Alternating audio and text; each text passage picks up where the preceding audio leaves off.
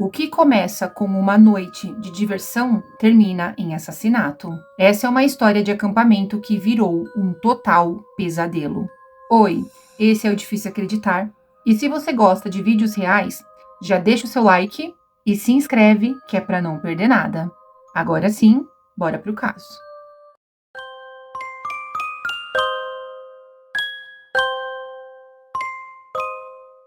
No dia 4 de junho de 1960, a vida de 4 jovens estava para mudar completamente. As amigas Mayla e Melly Bjorkland e Anja Tuilikmäki, com 15 anos, elas eram moradoras da cidade de Espoo, na Finlândia. Naquele dia, elas decidiram acampar para aproveitar o tempo livre e também para aproveitar a natureza. Acompanhando as meninas no passeio estavam os seus namorados, o Seppo Antero Boisman e o Nils Wilhelm Gustafsson. Os dois tinham 18 anos. E o grupo, eles acabaram escolhendo ali aquele local, né, às margens daquele lago, porque ali era um lugar muito tranquilo, muito sereno, e eles poderiam usufruir ali da natureza, né, como eu disse. Então eles preferiram aquele lugar. E no primeiro dia realmente correu tudo muito bem. Eles armaram a barraca e foi tudo muito bem. Não houve nenhum ocorrido anormal. Mas essa tranquilidade estaria prestes a acabar. E então, na manhã do dia 5 de junho, talvez por volta entre 4 e 6 da manhã, não se sabe ao certo, a Anja, a Maki e o Seppo, eles foram encontrados ali mortos, esfaqueados e espancados até a morte. Então, os corpos da Anja e do Seppo foram encontrados ali dentro da barraca, né? E o corpo do Nils, que na verdade foi o único sobrevivente, ele foi encontrado fora da barraca, mas ele estava gravemente ferido. E ali do lado do Nils estava a Mayla, que era a namorada do Nils, e ela, como eu disse, ela estava morta também, né? E ela na verdade, só que a única diferença dos outros é que ela estava nua da cintura para baixo, e ela tinha sido esfaqueada mesmo depois de morta. Já a tentativa de assassinato ao Nils tinha deixado ele, como eu disse, gravemente ferido. Ele tinha ficado então com uma concussão, uma mandíbula fraturada e vários ossos do rosto dele tinham se quebrado. As vítimas então, elas tinham sido vistas pela primeira vez por um grupo de garotos por volta das 6 horas da manhã, quando eles notaram a barraca dos adolescentes desabada na margem do lago. Eles também relataram ter visto um homem loiro se afastando dali. Os corpos deles só foram descobertos às 11 da manhã por um carpinteiro que passava por ali, e ele se chamava Risto Sirin. Ele estava passando ali pelo local. Imediatamente ele chamou a polícia, que chegou ali no lago por volta do meio-dia. Então, àquela altura, as vítimas elas já estavam mortas há mais de 6 horas, e como eu disse, o único sobrevivente tinha sido o Nils. E ao longo daquele ano, ele contaria a versão dele por diversas vezes, mas versões essas que elas eram muito contraditórias, muito inconsistentes, e por esse motivo a investigação ela acabou ficando muito mais longa, durando muito mais tempo do que ela deveria durar. Desde o início, a cena do crime ela apresentava muitos elementos controversos, começando pelo fato de que o assassino ele não tinha tirado as vítimas para matar da barraca, mas sim ele tinha acertado as vítimas pelo lado de fora da barraca, pelas laterais. Quase com certeza, uma dessas armas era uma faca, mas havia evidências ali de que havia sido usado uma outra arma que até então não se sabia exatamente o que era, e nenhuma dessas duas, ou faca ou esse outro objeto, eles nunca foram encontrados, nunca foram identificados, e nem se sabe exatamente que outro objeto era esse. No entanto, a polícia ela cometeu muitos erros e erros esses que foram muito graves, né? Eles esqueceram de isolar a área ali do crime, e também eles esqueceram de registrar os detalhes, né, desse crime.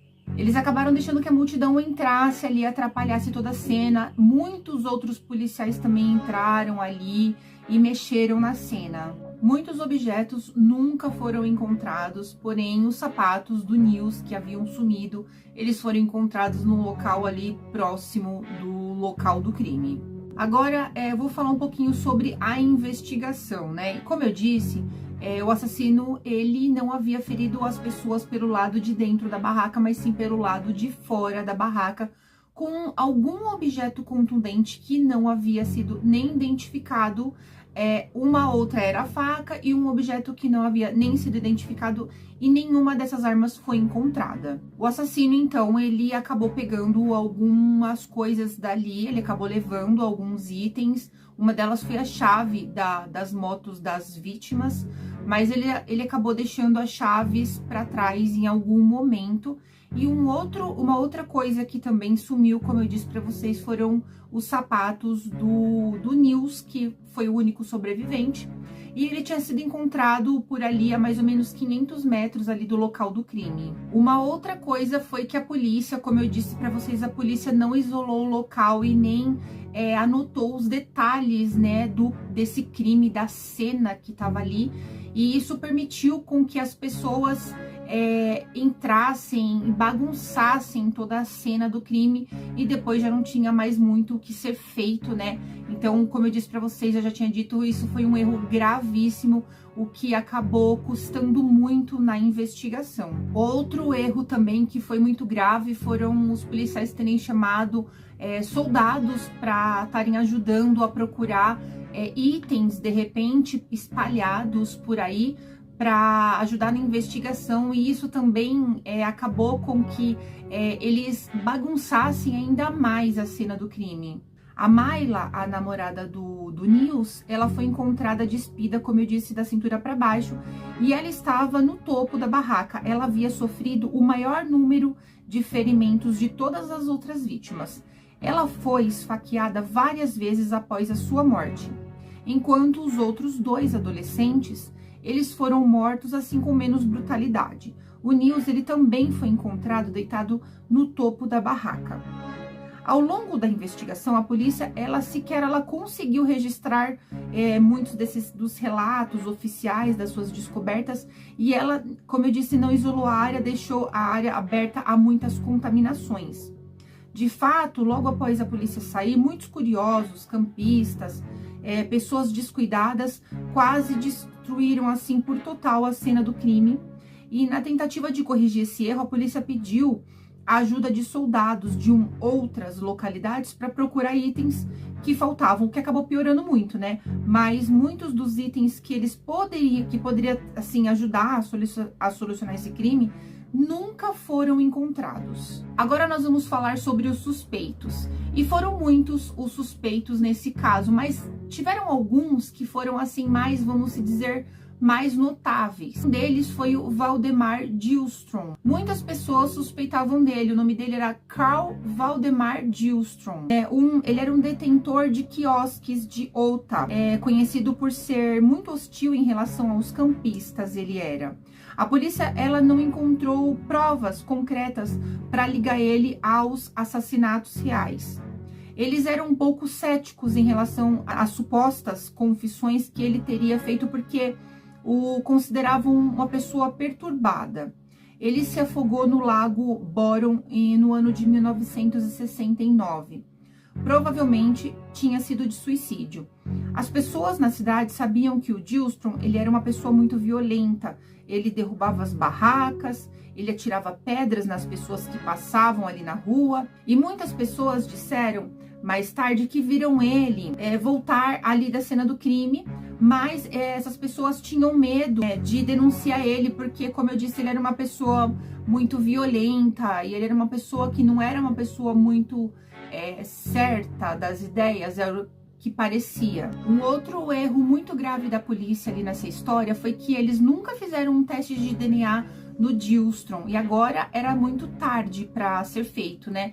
Mas um livro tinha sido lançado em 2006 sobre toda essa história, e nesse livro contava muitas teorias sobre tudo isso, e também contava que a polícia, ela ignorou muitas evidências sobre sobre muitos suspeitos, principalmente. Um outro suspeito havia sido o Hans Esmann, eu acho que é assim que se diz. Ele morava a alguns quilômetros ali da margem do lago. Uma série de livros populares promulgou uma teoria de que o Esmann, ele poderia ter cometido os assassinatos do lago e também outros assassinatos. Não foi levado a sério pela polícia, isso também, mais uma vez, porque o Esmann, ele tinha um álibi para a noite desses assassinatos. O álibi dele era de que ele tinha estado na Alemanha durante o tempo de um outro assassinato que houve lá naquele momento.